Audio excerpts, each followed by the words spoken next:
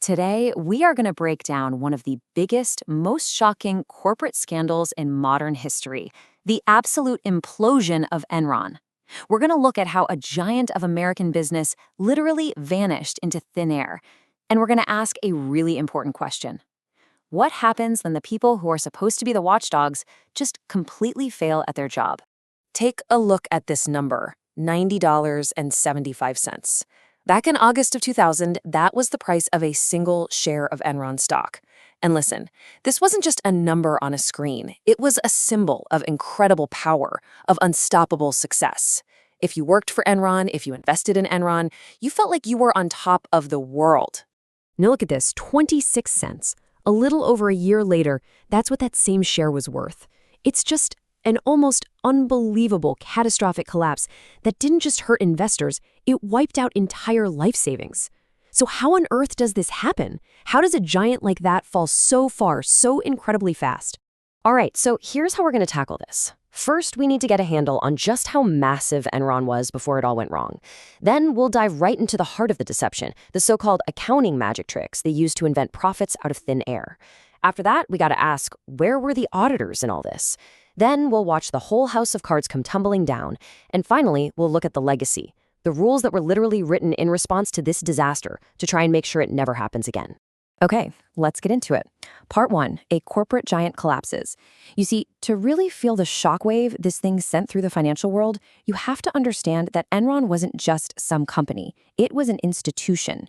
I mean, think about that. At its peak, Enron was the 7th largest company in the entire United States.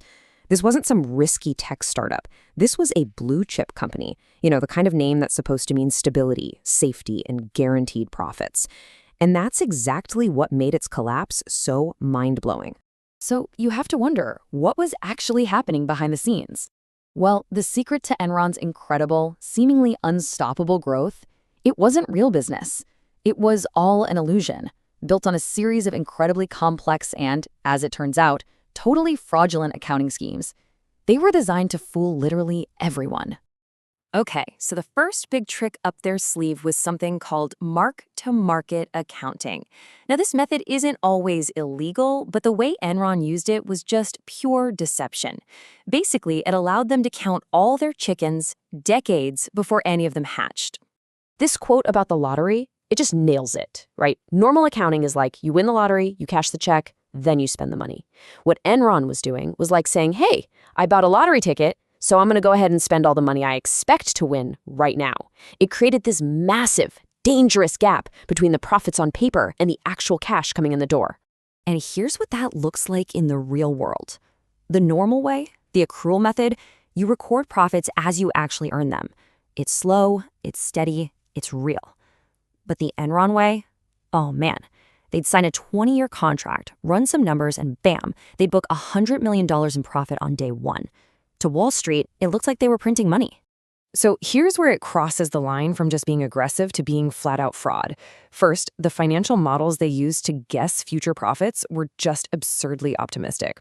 Then, and this is the real kicker, when one of their big deals actually started losing money, what did they do? They didn't report the loss like they're legally supposed to. Nope. They just found a way to hide it. So the fake profits kept climbing while the real cash was completely drying up.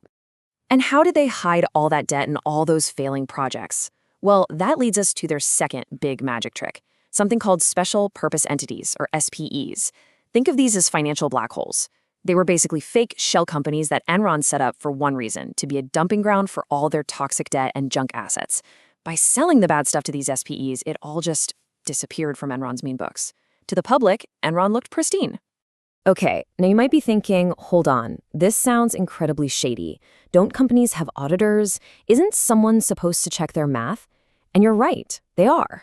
And that's where this story gets even darker. We have to talk about the watchdog that was supposed to be guarding the henhouse. I mean, this is the million-dollar question, right? An auditor's whole job is to be an independent, skeptical outsider who comes in and makes sure a company's financial reports are true and fair. Enron's auditor was a company called Arthur Andersen, one of the biggest, most respected accounting firms in the world, and they didn't just fail, they were complicit. This chart says it all. You can see here that Arthur Andersen wasn't just getting paid to audit Enron's books. They were getting paid way more in consulting fees, often to help Enron set up the very same shady deals they were supposed to be auditing. It's a massive conflict of interest. I mean, how can you be an impartial referee in a game where one of the teams is also paying you millions to be their star coach? You just can't. So you can really break down their failure into three parts. First, like we just saw, that huge conflict of interest totally destroyed their independence. Second, they failed at the number one rule of auditing: professional skepticism. They just accepted Enron's crazy complex explanations without asking the tough questions. And finally, when investigators started sniffing around, Arthur Andersen employees began shredding documents by the ton. It was a cover-up that ultimately destroyed their own 89-year-old firm. So you've got fake profits and a corrupt auditor. This whole thing was a giant house of cards. It was never a matter of if it would fall, just when. And when the first gust of wind hit, the whole thing came crashing down. And the collapse, it happened with just breathtaking speed. It all started in August 2001 when a brave internal whistleblower named Sharon Watkins tried to warn the CEO. By October, the SEC was on to them and opened a formal investigation. And once the truth started to trickle out, trust just evaporated. The stock price went into a freefall, and by December, Enron filed for what was then the largest bankruptcy in American history. And this is the part we can't forget. This wasn't just about numbers on a balance sheet. It was a genuine human tragedy. Thousands of hardworking, loyal employees didn't just lose their jobs, they lost everything. Their retirement plans, their kids' college funds, their life savings, all gone. Because it was all tied up in Enron stock that their bosses had told them was a sure thing. The collapse was so total, so devastating, that it forced Washington to act.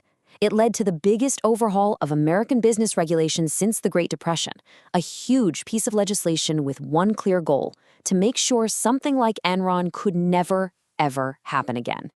And that legislation was the Sarbanes-Oxley Act, usually just called SOX. And you can see how it's a direct response to what went wrong. It created tough new rules to keep auditors independent, hitting that conflict of interest head on. It made it so CEOs and CFOs have to personally sign off on their financial statements, and if they lie, they can go to prison.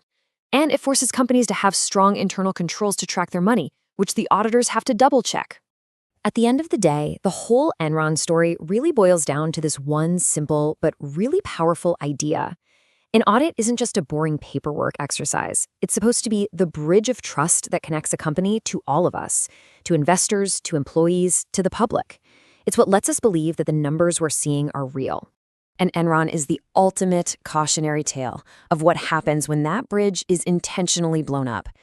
Sure, the executives might end up in jail and the company's logo gets ripped off the stadium, but the real price, it's always paid by the thousands of ordinary people who simply put their faith in a system and in the watchdogs who were supposed to protect them. It's a lesson we just can't afford to forget.